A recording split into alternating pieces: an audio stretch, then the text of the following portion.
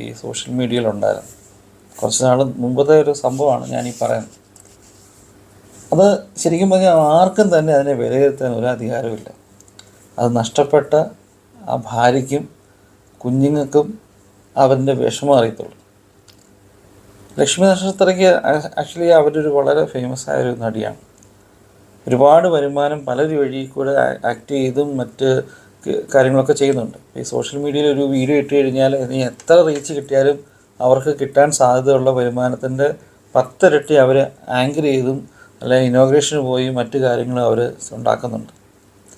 ഈ ഒരു കാര്യം അവർക്ക് ബിസിനസ്സാക്കി കാശുണ്ടാക്കേണ്ട ഒരു ആവശ്യമില്ല.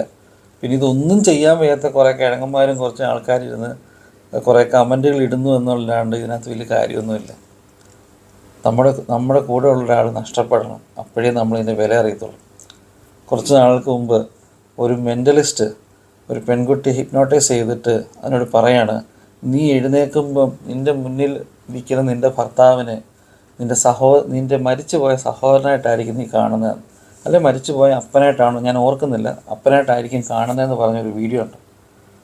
ആ പെൺകുട്ടി എഴുന്നേറ്റിട്ട് ഭയങ്കരമായിട്ട് കരയാണ്. ആ ആളെ സ്വന്തം ഭർത്താവിനാണ് കെട്ടിപ്പിടിച്ച് അവൾ കാണുന്ന അപ്പനായിട്ടോ അല്ല സഹോദരനായിട്ടോ ആയിരിക്കും. എനിക്കൊന്ന് സഹോദരനാണെന്ന് തോന്നുന്നു.